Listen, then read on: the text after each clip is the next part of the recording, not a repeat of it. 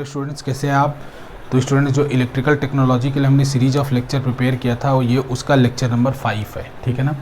और आज के लेक्चर में हम पढ़ने वाले हैं मेश एनालिसिस के बारे में, ठीक है, मेश एनालिसिस के बारे में।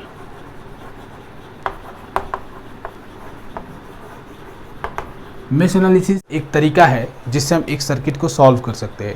अब सर्किट को सॉल्व करने का मतलब क्या है? सर्किट को सॉल्व करने का मतलब ये है कि जब सर्किट के हर एक ब्रांच में आपका करंट और वोल्टेज डिटरमाइन हो जाए तो उसको हम कहते हैं सॉल्व्ड सर्किट, ठीक है ना। तो चलिए पहले देखते हैं कि भाई मेश क्या होता है। तो मेश क्या होता है उसको समझने के लिए एक एग्जाम्पल लेते हैं। वैसे डेफिनेशन के तौर पर मेश क्या होता है? Mesh is the simplest loop. Mesh is the simplest loop, ठीक है ना। तो चलिए एक एग्जांपल लिखते हैं और उसके बाद देखते हैं कि भाई मेश और लूप में क्या डिफरेंस है, ठीक है ना। तो एक एग्जांपल आप नोट कीजिए मेरे साथ।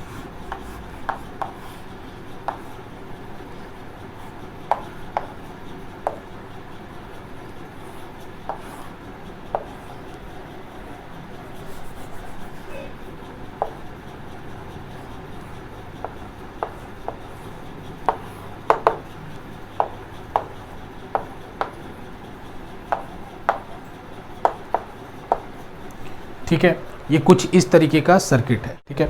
अब इसमें एक बात समझने वाली है कि इसमें अगर मैं नाम दे दूं A B C D और इसको नाम दे दूं E F, देखिए A B E F is a mesh, A B E F is a mesh, F E C D is also a mesh. मतलब ये एक मेश है, ये एक मेश है। जैसा मैंने बताया mesh is the simplest loop, mesh is the simplest loop. तो ये A B E F भी एक मेश है और F E C D भी एक मेश है। लेकिन अगर मैं ओवरऑल सर्किट को लूँ, जैसे यहाँ से A B E C D F A, ये पूरी सर्किट इस तरीके से लूँ, तो ये मेश नहीं है, ये लूप है।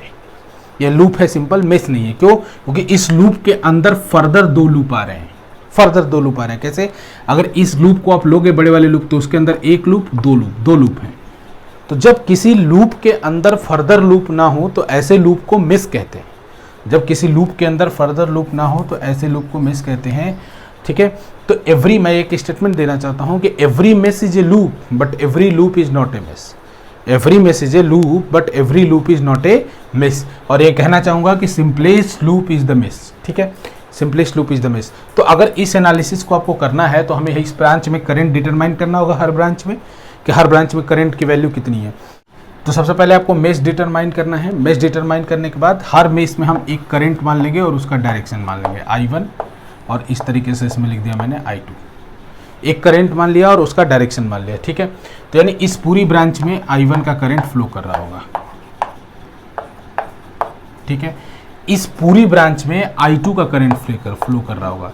मतलब इस पूरे मेश का करंट, अगर इसको बोलते हैं मेश करंट, हमने मेश करंट, इस मेश का करंट I1 लिया है, इस मेश का करंट I2 लिया है, तो इस ब्रांच में I2। अब बच गया बीच वाले ब्रांच के बारे में कि EF ब्रांच में क्या होगा, क्योंकि यहाँ पे I1 के हिसाब से, अगर I1 का करंट ऐसे फ्लो करा तो I1 के हिसाब से करंट ऐसे जाना चाहिए और I2 के हिसाब से करंट ऊपर जाना चाहिए। तो इसमें जो करंट होगा हम लिखेंगे, I1 माइनस I2, क्योंकि और किधर का डायरेक्शन, अगर I1 बड़ा है, तो यानी करंट का डायरेक्शन इधर होगा, क्योंकि I2 इधर ले जाना चाह रहा है करंट को और I1 इधर ले जाना चाह रहा है। तो इस ब्रांच में करंट कितना होगा? I1 माइनस I2, अगर I1 बड़ा है तो। लेकिन अगर I1 बड़ा नहीं है तो आपका करंट क्या होगा? तब आपका करंट होगा इधर की तरफ से I2 माइनस I1, ऊपर जाता हुआ, ठीक है। लेकिन हमने तो अभी वैल्यू निकाली ही नहीं। अगर हमने वैल्यू नहीं निकाली तो हमें कैसे पता कि कौन सा बड़ा है कौन सा छोटा है? तो हम क्या कर लेंगे, कोई भी एक मान लेंगे, दोनों से हमारे रिजल्ट पे कोई फर्क नहीं पड़ेगा, ठीक है ना। तो मैं अभी के लिए मान ले रहा हूं कि I1 माइनस I2, यानी I1 बड़ा है तो इसका मतलब करंट नीचे की तरफ फ्लो करेगा और उसकी वैल्यू कितनी होगी? नीचे की तरफ फ्लो करेगा, वैल्यू होगी I1 माइनस I2, ठीक है। तो चलिए, तो mesh analysis is what? Mesh analysis is simply the application of Kirchhoff's voltage law in mesh. Mesh analysis is simply the application of Kirchhoff's voltage law in mesh. तो mesh में Kirchhoff's voltage law का application होता है। तो चलिए Kirchhoff's voltage law का application लगाना है, तो यहाँ से चलते हैं भाई। किरचॉफ्स वोल्टेज लॉ में यही कहता है किरचॉफ्स वोल्टेज लॉ कि अगर आप किसी पॉइंट से स्टार्ट करें और वापस उसी पॉइंट पे आए तो तो उस समय जो नेट में आपके पोटेंशियल डिफरेंस का सम होता है, हर कंपोनेंट के अक्रॉस आप पोटेंशियल डिफरेंस निकालते हुए आए और लास्ट में सबके पोटेंशियल डिफरेंस का जो सम होता है वो किसके बराबर होता है, 0 के। ठीक है ना। तो चलिए यहाँ लिखना शुरू करते हैं। तो भाई सबसे पहले हम ए से स्टार्ट करूंगा मैं और ऐसे घूमते हुए वापस ए पे आऊँगा। ठीक है ना। अभी इस मेष के लिए लिख रहा हूँ। ठीक है, ए से स्टार्ट करके वापस इस ए पॉइंट पे आऊँगा। तो ए से स्टार्ट करके अब मुझे पहले यहाँ जाना है ए से बी। तो पोटेंशियल डिफरेंस प्लस का होगा या माइनस का। तो देखो बच्चों, मैं यहाँ पे लो पोटेंशियल से हाई पोटेंशियल पे जा रहा हूँ, क्योंकि पोटेंशियल डिफरेंस देखो पॉजिटिव का होगा, क्योंकि बी वाला जो पोटेंशियल होगा वो हाई होगा in comparison to the A वाला पोटेंशियल, क्योंकि जानते हैं कि बैटरी प्लस का पोटेंशियल डिफरेंस देता है। तो इसका मतलब मैं अगर लो से हाई जा रहा हूँ तो मैं प्लस साइन के साथ लिखूंगा, क्योंकि अब मैं लिख क्या रहा हूँ, V B minus V A. मैं लिख रहा हूँ V B minus V A. तो वी बी बड़ा है, कितने से बड़ा है, ए से, 6 वोल्ट से, तो मुझे प्लस लिखना पड़ेगा। अब मैं यहाँ पे आ गया। अब मैं यहाँ पे आने के बाद मुझे यहाँ से यहाँ जाना है। तो एक बात मुझे समझनी होगी कि अब मुझे डिटरमाइन करना होगा कि भाई ओम्स लॉ से मुझे मैग्नीट्यूड तो मिल जाएगा कि अगर इसमें करंट I1 जा रहा है, इसका रेजिस्टेंस 2 ओम है, तो मैग्नीट्यूड तो मुझे मिल गया 2I1। लेकिन यहाँ प्लस लिखूँ कि बीच में कि माइनस, प्लस लिखूँ या माइनस, कैसे डिटरमाइन करूँगा। तो मैं ये देखूंगा कि मैं हाई टू लो जा रहा हूँ, high potential to low potential जा रहा हूँ, या low potential to high potential जा रहा हूँ। क्योंकि जब हाई टू लो जाऊँगा तो बाद वाली वैल्यू कम है, पहले वाली वैल्यू ज़्यादा है। माइनस करूँगा अगर दोनों को, बाद वाले में से पहले वाले को, तो वैल्यू नेगेटिव आएगी। लेकिन अगर बाद वाला पोटेंशियल ज़्यादा है और पहले वाला पोटेंशियल कम है तो मैं माइनस करूँगा तो वैल्यू पॉजिटिव आएगी, है ना। तो इसका मतलब मुझे ये देखना है कि बाद में पोटेंशियल ज़्यादा हो रहा है या पहले। तो देखो, करंट हमेशा फ्लो करता है from high potential to low potential, high potential to low potential. तो यहाँ करंट कैसे फ्लो कर रहा है, ऐसे, मतलब ये वाला पॉइंट हाई पोटेंशियल पे है और ये वाला पॉइंट लो पोटेंशियल पे है। इसका मतलब मैं यहाँ से यहाँ जा रहा हूँ, मतलब मैं हाई टू लो पोटेंशियल जा रहा हूँ।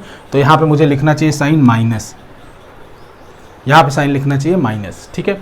अब मैं इसके बाद यहाँ पे आ गया। तो यहाँ भी वही कहानी कि अगर करंट ऐसे फ्लो कर रहा है, मतलब ये वाला पॉइंट हाई पोटेंशियल पे है और ये इधर वाला पॉइंट लो पोटेंशियल पे, तो मैं फिर हाई से लो जा रहा हूँ, तो मुझे लिखना चाहिए माइनस। तो माइनस 2I1 माइनस I2। उसके बाद मैं कहाँ पहुँच गया, यहाँ पे, यहाँ पहुँच गया। और यहाँ से यहाँ आने के बाद आपका कोई भी कंपोनेंट नहीं है, तो ये टोटल कितना होगा, पोटेंशियल डिफरेंस का सम किसके बराबर होगा, 0 के। किसके बराबर होगा, 0 के। ये सबसे सही मेथड है पोटेंशियल डिफरेंस लिखने का, कि ये देखने का कि हाई से लो जा रहे हैं या लो से हाई। कई लोग अपना रूल बना के रखते हैं कि अगर करंट इंटर कर रहा होगा तो प्लस लिख देंगे, करंट अगर बाहर निकल आ रहा होगा तो माइनस लिख देंगे। तो अगर क्लोज लूप में आप ऑपरेशन कर रहे हैं तब तो आपके रिजल्ट में कोई अंतर नहीं होगा। लेकिन कभी ओपन लूप में अगर आपको करंट निकालना हो गया या ओपन लूप में आपको पोटेंशियल डिफरेंस निकालना होगा, तो आपका वो जो एजम्पशन है वो माइनस का आंसर क्रिएट कर देगा और वो आपका आंसर गलत कर सकता है। तो यही तरीका है, बार बार देखिए कि आप हाई से लो जा रहे हैं या लो से हाई जा रहे हैं। मैं आपको एक और एग्जांपल करके दिखाऊंगा जो दूसरे लूप में जब केवीएल को लगाऊंगा, जब मैं लो से हाई जाऊंगा। ठीक है ना, रेजिस्टेंस के अक्रॉस। ठीक है। तो अभी के लिए ये देखिए, अब इसको सिंप्लीफाई कीजिए। इस इक्वेशन को अगर आप सिंप्लीफाई करते हैं तो आपका इक्वेशन क्या निकल के आएगा, -4I1 और देखिए -4I1 plus 2I2 equal to -4I1 plus 2I2 equal to -6। ठीक है ना। सिंप्लीफाई एक बार और कर लीजिए तो यहाँ से कितना हो जाएगा, -2I1 plus I2 equal to -3। ये हमारी इक्वेशन नंबर 1 हो गई। ठीक है, ये इक्वेशन नंबर 1 हो गई। अब इसी के बाद दूसरा इक्वेशन बनाते हैं। दूसरा इक्वेशन बनाने के लिए मैं इस लूप में केवीएल लगाऊं, तो मैं स्टार्ट कर रहा हूं यहाँ से। आप कहीं से भी स्टार्ट कर सकते हैं। तो यहाँ पे मुझे देखना है, मुझे इस डिवाइस को जंप करना है, इस डिवाइस को जंप करना है। तो देखो करंट कैसे फ्लो कर रहा है आपकी बारी, यहाँ से यहाँ, और मैं जा कैसे रहा हूँ, यहाँ से यहाँ। तो करंट फ्लो कर रहा है यहाँ से यहाँ। इसका मतलब ये वाला पॉइंट हाई पोटेंशियल पे है और ये वाला पॉइंट लो पोटेंशियल पे। इधर अगर उसके पॉइंट रजिस्टर का है वो लो पोटेंशियल पे है। और current flow always flow from high potential to low potential. और मैं जा कहाँ रहा हूँ, मैं केवीएल अब की बार यहाँ से स्टार्ट करके ऐसे लगा रहा हूँ, ऐसे घूम रहा हूँ। मैं ऐसे भी घूम सकता हूँ, इसमें मैंने ऐसे घूमा, मैं ऐसे भी घूम सकता हूँ। फ्रीडम है आपको, आप जैसे चाहे वैसे घूम सकते हैं, बस आपको सही लिखना आना चाहिए पोटेंशियल डिफरेंस। आप यहाँ से अब यहाँ जा रहे हैं तो देखिए करंट अगर ऐसे फ्लो करा तो ये पॉइंट हाई पोटेंशियल पे है और ये वाला पॉइंट किस पे है, लो पोटेंशियल पे। तो मैं अब की बार लो पोटेंशियल, अगर मैं ऐसे जा रहा हूँ तो मैं लो से हाई जा रहा हूँ, तो मैंने इस कंपोनेंट को जंप करना था, यानी लो से मैं हाई गया। तो इसका मतलब मुझे लिखना चाहिए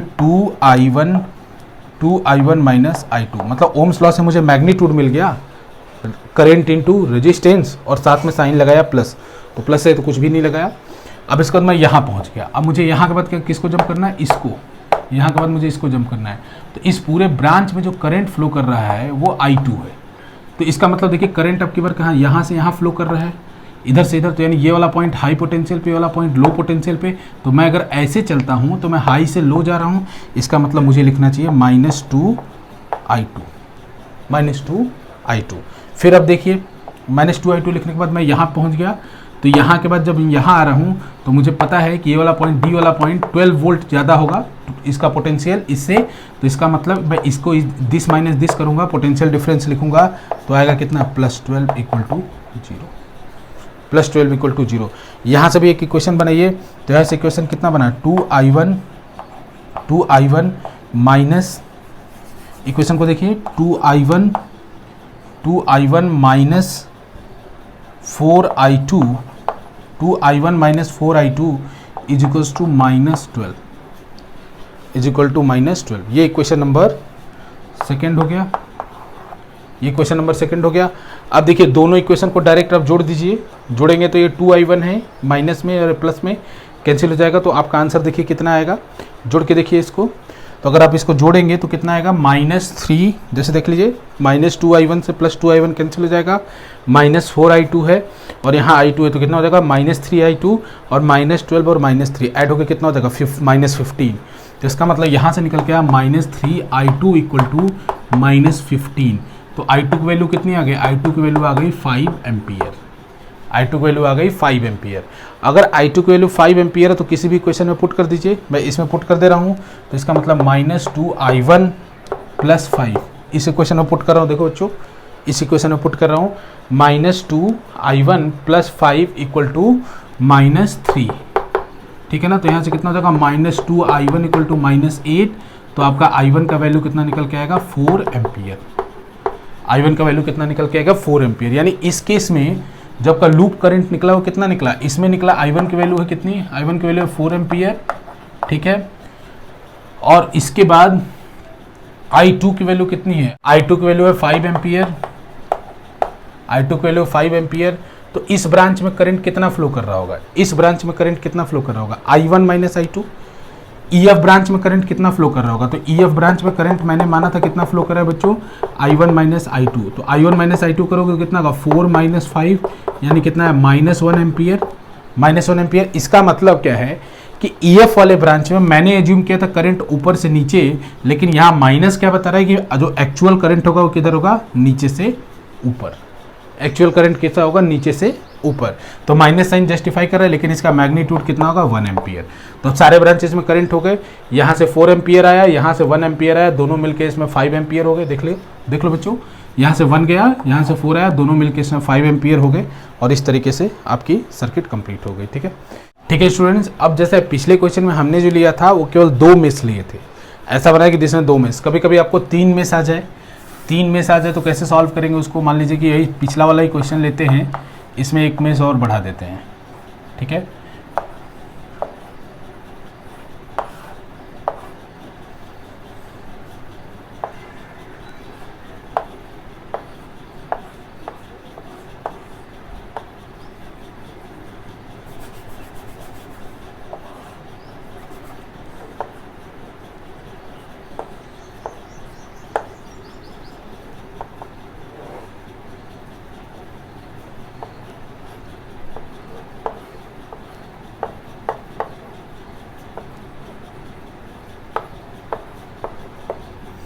अब सर्किट कुछ इस तरीके से, यहाँ का पोटेंशियल 6, यहाँ का पोटेंशियल 12, ठीक है, और यहाँ का पोटेंशियल 4 वोल्ट, ठीक है ना। कुछ इस तरीके की सर्किट है आपकी बार, कुछ इस तरीके की सर्किट है। अब इसको कैसे सॉल्व करेंगे, तो आपकी बार 3 मेष करंट मानना पड़ेगा, I1, I2 और I3। तो आप सुविधा के लिए मान लीजिएगा कि I1 बड़ा है I2 से, I2 बड़ा है I3 से, बाकी आप जानते हैं खुद ही रिजल्ट अपने आप आ जाएगा कि कौन किससे बड़ा है, ठीक है ना। तो अभी सुविधा के लिए मान लेते हैं ऐसे। तो इस ब्रांच में आप KVL, इस ब्रांच में आप यहाँ से स्टार्ट कीजिए, KVL लगाइए तो आपकी पुरानी वाली इक्वेशन आ जाएगी, क्योंकि इसमें कोई भी अंतर नहीं है। देखिए यहाँ पे अगर इसमें करंट I1 जा रहा है और इस ब्रांच में अगर आपने करंट I2 इस तरह से एज्यूम किया कि इसमें I2 जा रहा है, ठीक है ना, तो इस वाले इक्वेशन में जो पहली वाली इक्वेशन है उसमें कोई फर्क नहीं पड़ेगा, लेकिन दूसरी इक्वेशन में पड़ जाएगा, क्योंकि अब की बार 2 में ये जो यहाँ पे 2 है, जैसे जो ऊपर बनाया था पिछले केस क्वेश्चन में, अब की बार मैंने उसको नीचे बना दिया, क्योंकि ऊपर मुझे प्लेस नहीं था तो नीचे बना दिया, ताकि मुझे एक और सर्किट उसमें जोड़ना था ना। तो इस केस में, दूसरे वाले केस में असर पड़ जाएगा इक्वेशन को। तो इक्वेशन लिख के बता रहा हूँ, तो इसकी इक्वेशन लिखिए, आप फिर से प्रैक्टिस कीजिए। तो पहले इक्वेशन आप लिखिए इसको, तो पहले इक्वेशन आप खुद लिखिए, पॉज करके वीडियो, पहले इक्वेशन को खुद लिखिए आप। पहले इक्वेशन क्या बनी थी, -2i1 plus i2 -2i1 plus i2 equal to -3। यही पिछला इक्वेशन बना था, यही यहाँ भी इक्वेशन बनेगी। अब इसमें बात करता हूँ, अब मैं आपको बताता हूँ कि इसमें जो आप लिखेंगे तो क्या लिखेंगे। तो देखिए मैंने यहाँ से स्टार्ट किया और मैं KVL लगाना स्टार्ट करता हूँ, ठीक है ना। ये वाला तो सिंपली आ जाएगा, पिछले वाले क्वेश्चन की तरह है। इसमें मैं लिख के बताता हूँ, ठीक है, इसमें मैं लिख के बताता हूँ, और इसमें भी आपको प्रैक्टिस के लिए मैं लिख के, आप खुद लिख लीजिएगा, मैं उसका आंसर लिखूँगा डायरेक्ट। तो देखिए यहाँ से मैं चला यहाँ पे, तो मैं लिख रहा हूँ, अब डायरेक्ट लिख रहा हूँ। तो अगर मैंने मान लिया है कि I1 बड़ा है, तो इसमें करंट कैसे फ्लो करेगा, I1 माइनस I2 ऐसे फ्लो करेगा। तो यहाँ से देखिए, तो यहाँ पे हो जाएगा +2I1 minus I2 +2I1 minus I2। फिर उसके बाद यहाँ पे जो हो जाएगा +12, यहाँ पे आया, मैं ऐसे गया, फिर यहाँ पे आया +12, ठीक है। +12 के बाद मैं यहाँ पे पहुँच गया, यहाँ के बाद मुझे इसको इस रजिस्टर से पास होना है। तो इसमें करंट ऐसे जा रहा है, I2 की वजह से ऐसे जाएगा और I3 की वजह से ऐसे जाएगा, क्योंकि I3 का देखिए लूप ऐसे, तो I3 की वजह से करंट ऐसे जाएगा, I2 की वजह से करंट ऐसे जाएगा। तो अभी के लिए मैं मान ले रहा हूँ कि I2 बड़ा है, तो इसमें करंट जो जाएगा वो कितना जाएगा, I2 माइनस I3, यानी करंट ऐसे फ्लो कर रहा है I2 माइनस I3। तो मैं देखिए अब की बार क्या कर रहा हूँ, हाई पोटेंशियल से लो जा रहा हूँ, तो उसके बाद मुझे लिखना चाहिए -2 I2 minus I3, -2 I2 minus I3 equal to 0, ठीक है, इक्वल टू 0। तो यहाँ से एक इक्वेशन बना लीजिए, यहाँ से एक इक्वेशन बनाइए। तो इक्वेशन क्या बनेगी, इक्वेशन बनेगी ट्वाइस I1। अब और इक्वेशन देखिए, I2 के साथ कितना बढ़ेगा, I2 -4I2 फिर देखिए +2I3 इक्वल टू -12। तो ये हमारी कौन सी, ये हमारी फर्स्ट इक्वेशन बनी, ये हमारी सेकंड इक्वेशन बनी। अब थर्ड इक्वेशन आप खुद बनाइए, फिर वेरीफाई कीजिए, है ना। तो थर्ड इक्वेशन चलिए मैं बताता हूँ आपको, यहाँ से स्टार्ट कीजिए चलना, कैसे भी चल सकते हैं। तो यहाँ से स्टार्ट करके मैं ऐसे चल रहा हूँ, ठीक है ना। तो ऐसे चलूँगा तो कैसे लिखूँगा, तो यहाँ पे देखिए मैं बच्चों यहाँ पे लिख रहा हूँ उसको, कि यहाँ से स्टार्ट करके मैं ऐसे चल रहा हूँ। तो देखिए मैं यहाँ से यहाँ जाऊँगा तो हाई टू आपका क्या होगा, लो टू हाई जा रहा हूँ। तो यहाँ पे लिखूँगा +2I2 minus I3, +2I2 minus I3, क्योंकि मैं यहाँ पे ये लो पोटेंशियल है हाई, मैं लो से हाई जा रहा हूँ, ठीक है। अब इसके बाद मैं यहाँ पे आ गया, यहाँ पे आने के बाद इस ब्रांच में करंट फ्लो कैसे कर रहा है, I3 कर रहा है। तो मैं यहाँ से यहाँ जा रहा हूँ, इसका मतलब मैं हाई से लो पोटेंशियल जा रहा हूँ। तो मुझे लिखना चाहिए -2I3। फिर मैं यहाँ पहुँच गया, फिर मैं यहाँ से यहाँ जा रहा हूँ। तो देखिए आपके बैटरी का हाई टर्मिनल इधर है, हाई पोटेंशियल का जो टर्मिनल है, और लोअर टर्मिनल इधर है, लोअर पोटेंशियल का इधर। तो इसकी बार यानी ये मैं जा रहा हूँ high potential to low potential. तो पोटेंशियल डिफरेंस निकालूंगा, तो यहाँ लिखना चाहिए मुझे -4 इक्वल टू 0, ठीक है ना। तो यहाँ से अगर आप इक्वेशन बनाएं तो कितना इक्वेशन आएगा बच्चों, 2I2 minus 4I3 equal to 4, 2I2 minus 4I3 equal to 4, ठीक है ना। तो हमारे पास ये आ गया 3 इक्वेशन। तो अब देखो 3 इक्वेशन और 3 वेरिएबल, 3 इक्वेशन 3 वेरिएबल। आप चाहो तो एक इक्वेशन को दूसरे में सब्स्टिट्यूट करके आप इसको सॉल्व कर सकते हो, है ना। लेकिन बच्चों अगर, क्योंकि आगे कैलकुलेशन काफ़ी बड़े होने वाले हैं, तो आपको ये तरीका नहीं अपनाना चाहिए। आपको तरीका अपनाना चाहिए डिटर्मिनेंट मेथड, ठीक है ना। डिटर्मिनेंट मेथड से आपको इक्वेशन सॉल्व करना चाहिए, क्योंकि अब कैलकुलेशन काफ़ी बड़े हो सकते हैं, ठीक है। तो ये तरीका आपको नहीं अपनाना चाहिए, क्योंकि अभी तो देखिए ये थोड़ी आसान इक्वेशन बनी है, आगे चल के इक्वेशन थोड़ी डिफिकल्ट बनेगी। तो आपको हमेशा कोशिश करनी चाहिए डिटर्मिनेंट मेथड को अप्लाई करने की, ठीक है ना। तो चलिए उसके बारे में बताता हूँ कि डिटर्मिनेंट मेथड से आपको वैसे आता होगा, लेकिन अगर जिन लोगों को नहीं आता उनको बताना चाहूँ, डिटर्मिनेंट मेथड से 3 वेरिएबल्स के या उससे ज़्यादा के भी इक्वेशन सॉल्व किए जा सकते हैं। तो मैं अभी 3 वेरिएबल्स के इक्वेशन कैसे सॉल्व होंगे वो बताता हूँ। तो चलिए मान लेते हैं कि एक इक्वेशन है ax plus B Y plus C Z equal to D. दूसरा इक्वेशन है ex plus F Y plus G Z equal to H. ठीक है, तीसरा इक्वेशन है, दूसरा इक्वेशन है ये। फिर उसके बाद kx plus L Y plus M Z equal to N. ठीक है ना, ये तीन इक्वेशन है। अब इनको सॉल्व कैसे करना है तो देखिए मैं आपको बताऊंगा कि इसको सॉल्व करने का तरीका क्या होता है। तो एक मैट्रिक्स कैलकुलेट कीजिए, एक डिटर्मिनेंट की वैल्यू कैलकुलेट कीजिए। किस डिटर्मिनेंट की, उसका नाम मैं दे रहा हूँ डेल्टा, और डेल्टा डिटर्मिनेंट की क्या वैल्यू है मैं लिख रहा हूँ उसको, है ना, उसको आप कैलकुलेट करिएगा। उस डिटर्मिनेंट की वैल्यू डेल्टा डिटर्मिनेंट की कैसे, तो ऐसे लिखते जाएगा ए बी सी, फिर नीचे लिखेगा नीचे लिखेगा ई एफ जी, नीचे लिखेगा ई एफ जी, फिर उसके नीचे लिखेगा के एल एम। इसको कैलकुलेट करिएगा। तो कैलकुलेट कैसे करते हैं डिटर्मिनेंट, कैलकुलेट कैसे करते हैं, ए वाले को ऐसे लिखते हैं ना आप, ए लिखिए, ए के बाद ब्रैकेट में क्या लिखेंगे, इसको बंद करिए, ये हटा दीजिए, इसका इससे मल्टीप्लाई कीजिए, फिर इसका इससे मल्टीप्लाई, तो कितना होगा M F minus G L. ऐसे ही कैलकुलेट करते हैं आप। मतलब अगर ए मल्टीप्लाई करके उसके ब्रैकेट में जो लिखना होता है तो आप भूल जाइए उस रो को, उस कॉलम में जिसमें ए है, तो बाकी बचेगा क्या, ये चार बचेंगे। तो इसका मतलब ऊपर से नीचे मल्टीप्लाई करेंगे तो प्लस, और नीचे से ऊपर मल्टीप्लाई करेंगे तो माइनस। और दूसरे टर्म को हमेशा माइनस के साथ लिखते हैं, तो माइनस बी दूसरा टर्म है, उसको बाय डिफ़ॉल्ट माइनस लिखने के बाद आप क्या करेंगे, ये वाला रो और ये वाला कॉलम भूल जाएंगे, ये रो कॉलम भूल जाएंगे। तो इसका मतलब कितना होगा, ई एम माइनस के जी, ई एम माइनस के जी। तो यहाँ से कितना हो जाएगा, ई एम माइनस के जी। ये ऐसे ही सॉल्व करना होता है, ठीक है ना। फिर उसके बाद सी वाला ऑप्शन आ गया, तो सी को क्या लिखेंगे आप, plus C plus minus plus, ठीक है ना। पहले ए में लिखा प्लस ए, फिर माइनस बी, फिर प्लस, और उसके बाद अगर डी होता तो माइनस डी, है ना। आप इसके बाद अगर और भी बनते आपके कॉलम तो आप भी लिख सकते थे उसके बाद में, ठीक है ना।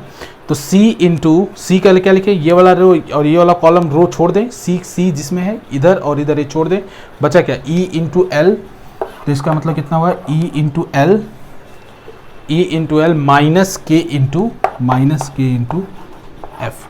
अब इसकी जो भी वैल्यू है बच्चों, तो न्यूमेरिकल होगा तो आसान होगा, न्यूमेरिक वैल्यू होगी तो डायरेक्ट आपको वैल्यूज आएंगी। जैसे पिछला इक्वेशन है, आप इसको इस मेथड से सॉल्व करिएगा तो ये न्यूमेरिक वैल्यू आएंगी, तो यहाँ से डेल्टा आ गया, तो डेल्टा आपको नंबर आएगा, है ना, क्योंकि ये सब नंबर हैं तो इसका आंसर आपको नंबर में आएगा। जो भी है 20 है 30 है या जो भी कोई भी नंबर आएगा वो नंबर आएगा, ठीक है।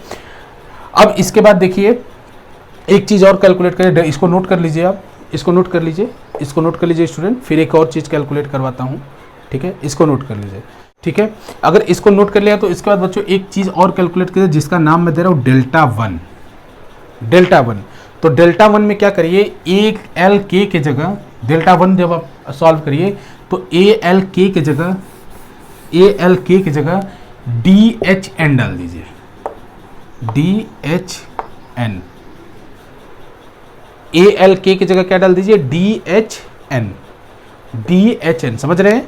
डेल्टा वन जब आप कैलकुलेट करेंगे तो जो ये फर्स्ट कॉलम का था उसकी जगह डाल दीजिए DHN, इधर वाले जो वेरिएबल्स हैं उनको, इधर वाले जो नंबर है उनको डाल दीजिए, ठीक है। तो इसकी वैल्यू कैलकुलेट कर लीजिए जो भी है, ठीक है। तो अब मैं बता रहा हूँ डायरेक्ट कि x की वैल्यू किसके बराबर होगी, x की वैल्यू बराबर होगी डेल्टा वन अपॉन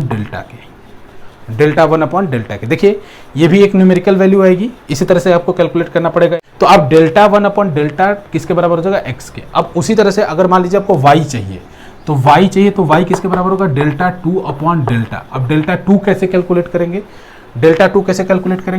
तो डेल्टा टू में डेल्टा वाला जो मैट्रिक्स डिटर्मिनेंट बना था, डेल्टा वाला डिटर्मिनेंट में क्या था, AEK।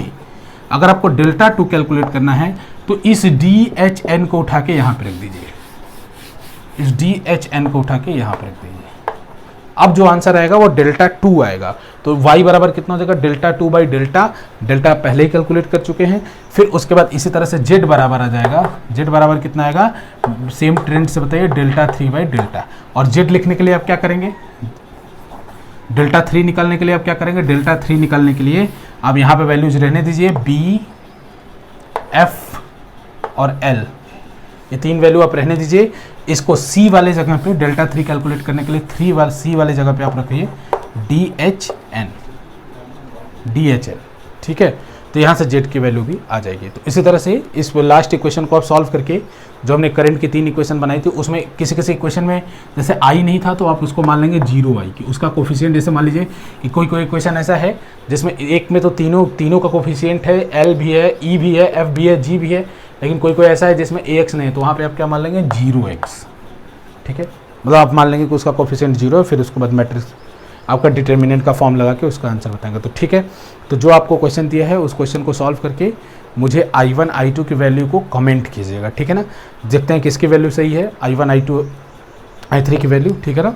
चलिए, तो हम नेक्स्ट क्लास में हम पढ़ेंगे नोडल एनालिसिस, और सेम इसी तरीके के प्रॉब्लम्स को हम नोडल मेथड से सॉल्व करने की कोशिश करेंगे। अब नोडल का फ़ायदा ये है कि जैसे यहाँ पे आपको कितने इक्वेशन बनाने पड़े, अगर आपको यहाँ पे जैसे 3 इक्वेशन बनाने पड़े तो हमेशा नोडल मेथड में एक इक्वेशन कम बनती है, एक इक्वेशन कम बने, मतलब इस क्वेश्चन को हम 2 वेरिएबल से सॉल्व कर सकते थे। यहाँ पे हमें अगर आपको मेश एनालिसिस या KVL कोई भी और तरीके से किरचॉफ वोल्टेज लॉ लगाएंगे तो आपको 3 वेरिएबल्स में डील करना पड़ा, लेकिन अगर आप नोडल लगाते तो आपको 2 वेरिएबल्स में डील करना होता। तो मैं आपको नेक्स्ट क्लास में बताऊंगा कि आप नोडल किस तरीके से इसी प्रॉब्लम पे अप्लाई कर सकते हैं, नोडल एनालिसिस।